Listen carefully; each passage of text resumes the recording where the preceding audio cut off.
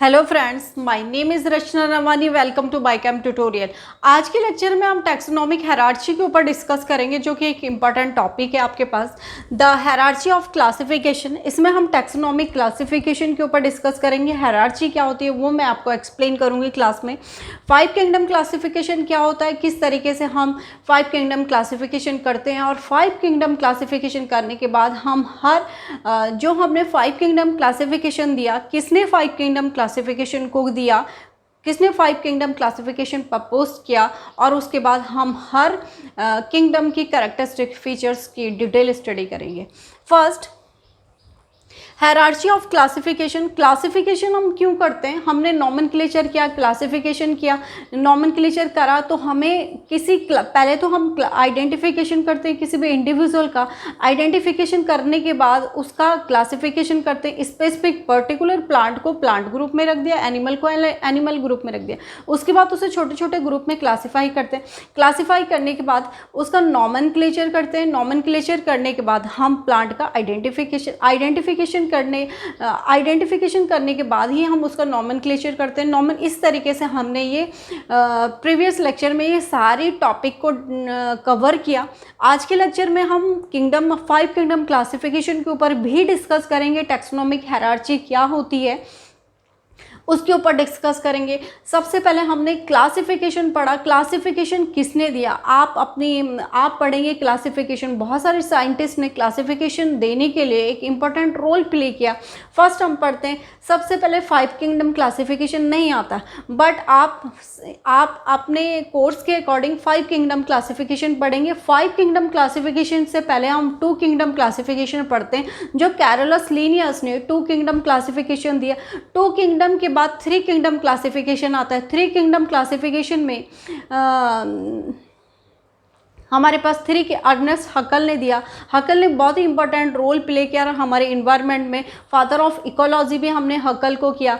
Linnaeus ने binomial system of classification भी दिया। 2 किंगडम क्लासिफिकेशन दिया। उसके बाद 3 किंगडम क्लासिफिकेशन आता है, 4 किंगडम क्लासिफिकेशन आता है, एंड 5 किंगडम क्लासिफिकेशन आता है, जो कि 5 किंगडम क्लासिफिकेशन किसने दिया? R.H. व्हिटेकर ने दिया। आपके पास क्वेश्चन भी आता है कि who propose the 5 kingdom classification.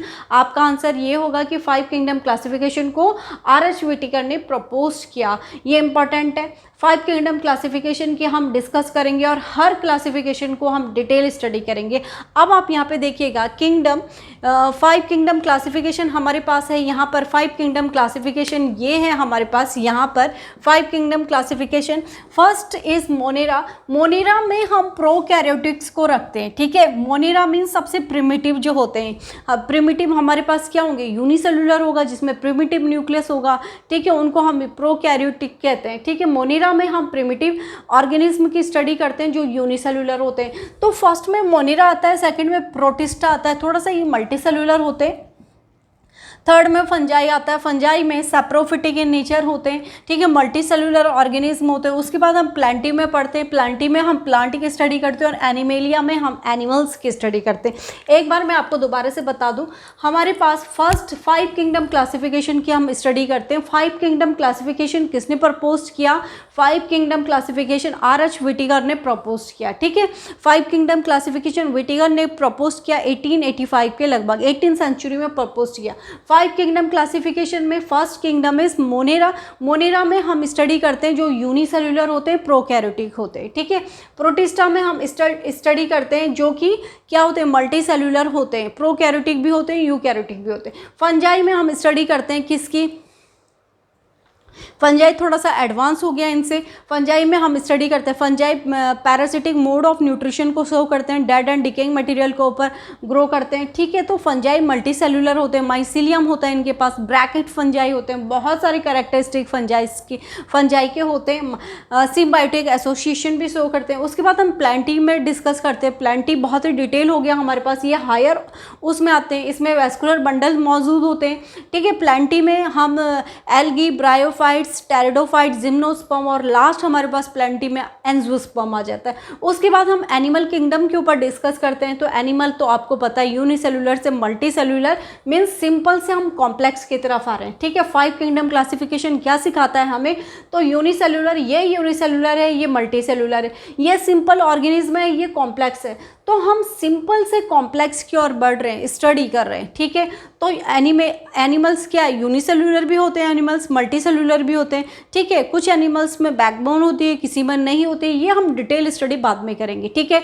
तो ये आपके पास था 5 किंगडम क्लासिफिकेशन क्या होता है, किसने 5 किंगडम क्लासिफिकेशन प्रपोज किया। आपको ये अच्छी तरीके से लर्न होना चाहिए कि 5 kingdom classification Monera, protista, fungi, plenty और एनिमेलिया। अब हम हायरार्ची के ऊपर डिस्कस करेंगे। हायरार्ची में सबसे टॉप में किंगडम आता है, उसके बाद phylum, class, order, family, genus and species. ये दोनों तो आपने सुने ही हुए। Genus means first name is generic name and second name is species. Generic name means उसका सर नेम और स्पीसीज मीन्स उसका इंडिविजुअल नेम, ठीक है। तो सबसे पहले किंगडम आता है, किंगडम सबसे बड़ा होता है। अब हम ऊपर से नीचे की तरफ बढ़ेंगे तो इसमें सिमिलरिटीज़ कम होती चली जाती है। किंगडम और फाइलम में सिमिलरिटीज़ होती है, धीरे धीरे करके जैसे हम नीचे की ओर बढ़ेंगे हायरार्ची में, इसमें नीचे की तरफ आएंगे तो उसमें सिमिलर कैरेक्टर क्या होंगे, कम होते चले जाएंगे, तो इंडिविजुअल कैरेक्टर को शो करेंगे यहाँ पर। अब देखिएगा किंगडम प्लांट किंगडम भी हो सकता है, एनिमल किंगडम। किंगडम मीन्स राज्य। मैं अभी इसको आपको एक्सप्लेन करूँगी, पहले आप यहाँ पर देखिएगा किंगडम। उसके बाद हमने डिवीज़न किया फाइलम जो हम वर्ड का यूज़ करते हैं वो एनिमल के लिए करते हैं और डिवीज़न का यूज़ करते हैं हम प्लांट के लिए, ठीक है। डिवीज़न प्लांट डिवीज़न, प्लांट के लिए हम डिवीज़न का यूज़ करते हैं और फाइलम का यूज़ हम एनिमल के लिए करते हैं, ठीक है। उसके बाद क्लास, कौन सी क्लास में रखी गई, उसके बाद कौन सा ऑर्डर है, ठीक है। उसके बाद इनकी फैमिली क्या है, उसके बाद इसका जीनस क्या है, स्पीसीज क्या है। सपोज एक एग्जांपल मैं आपको दे रही हूँ, ध्यान से समझिए। सपोज किंगडम मीन्स हमारा किंगडम क्या है, अगर सपोज मैं आपको समझाऊं कि हम किंगडम मीन्स आप कोई भी एक एग्जांपल ले लीजिएगा। आप इंडिया में रहते हैं तो इंडिया आपका किंगडम हो गया, ठीक है। फाइलम क्या हो गया, अगर हम प्लांट की बात करें और एनिमल की बात करें, मेल और फीमेल समझ लीजिएगा, ठीक है। तो फाइलम आपका क्या हो गया, तो इंडिया में रह रहे हैं, तो इंडिया में सपोज आपने कहा कि हम इंडिया के दिल्ली में रह रहे हैं, तो वो आपका क्या हो गया, कैपिटल हो गई ना। तो यहाँ पर आपके पास कैपिटल हो गई। फिर उसके बाद आपने कहा कि हम क्लास में रहते हैं, तो कैपिटल के अंदर आप कौन से स्टेट में रह रहे हैं, कैपिटल में आप कौन से स्टेट में रह रहे हैं। आपने कहा कि आप यूए में रह रहे हैं, उत्तराखंड स्टेट में रह रहे हैं, तो वो आपकी क्लास हो गई। और उसके बाद क्लास के बाद भी आपको ऑर्डर में डिवाइड करा, तो यूए में तो आप रह रहे हैं, पर लेकिन आप यूए के अंदर कौन से डिस्ट्रिक्ट में रह रहे हैं। तो सपोज आपने कहा कि आप उत्तराखंड के डिस्ट्रिक्ट में रह रहे हैं। फिर आपने कहा कि आप कौन सी फैमिली में हैं, कौन सी फैमिली से बिलोंग करते हैं। तो आपने कहा कि मैं देहरादून सिटी के इस वाले शहर में रहती हूँ, ठीक है। तो देहरादून सिटी के किसी एक पर्टिकुलर शहर में रहते हैं आपने वहाँ अपना शहर का नाम बताया। शहर के अंदर आप कौन से मोहल्ले में, कौन से नगर में रहते हैं, आपने उसका नाम बताया, ठीक है। समझ में आ गया। और उसके बाद आपने पर्टिकुलर अपना एड्रेस दे दिया, अपनी लोकेलिटी बता दी। तो इससे ये इस तरीके से क्लासिफिकेशन करते हैं। जैसे कि सपोज आप समझिएगा, एक क्लास में, एक स्कूल में बहुत सारे फर्स्ट से लेकर के 12th तक के स्टैंडर्ड के बच्चे, लेकिन आपने हर स्टैंडर्ड के बच्चे को डिवाइड किया ना, तो वो उसका किंगडम हो गया। किंगडम में फिर आपने डिवीज़न किया कि क्लास 11th, क्लास 12th, फिर उसको भी आपने सेक्शन दे दिया, 11th A, 11th B, 11th C, 11th B, ठीक है। और A और B को आपने क्या कहा कि ये साइंस वाले स्ट्रीम के स्टूडेंट है, और B और C और D को कहा कि आप कॉमर्स के स्ट्रीम के स्टूडेंट हो। तो इस तरीके से आप कैटेगराइज करते हो, आप डिवीज़न करते हो। सबसे इंपॉर्टेंट बात की जो टैक्सोनॉमिक हायरार्की होती है, 7 इसमें डिफरेंट कीज़ होते हैं जिनकी आप स्टडी करते हैं। 7 इंपॉर्टेंट पॉइंट होते हैं। First is kingdom, kingdom, second is phylum, third is class, fourth is order, fifth is family and sixth is genus and seventh is species. ठीक है, टैक्सोनॉमिक हायरार्ची में 7 की पॉइंट की आप स्टडी करते हो, ये 7 की पॉइंट इस तरफ लिखे हुए। अगर आप ऊपर नीचे से ऊपर की तरफ बढ़ो तो ऐसे होगा, किसी किसी बुक में हायरार्ची नीचे की तरफ भी होगा, आप कंफ्यूज नहीं होंगे। आप नीचे से ऊपर की तरफ बढ़िए या ऊपर से नीचे की तरफ बढ़िए, कोई फर्क नहीं पड़ता। तो सबसे टॉप में किंगडम, किंगडम के नीचे फाइलम और डिवीज़न आता है, फिर उसके नीचे उसको फिर क्लासिफाई करा गया क्लास में, फिर ऑर्डर में, फिर फैमिली में और जीनस में और स्पीसीज में। ठीक है, तो इस तरीके से हमने कहा कि एक ही फैमिली के सभी मेंबर में सिमिलरिटीज़ होती है।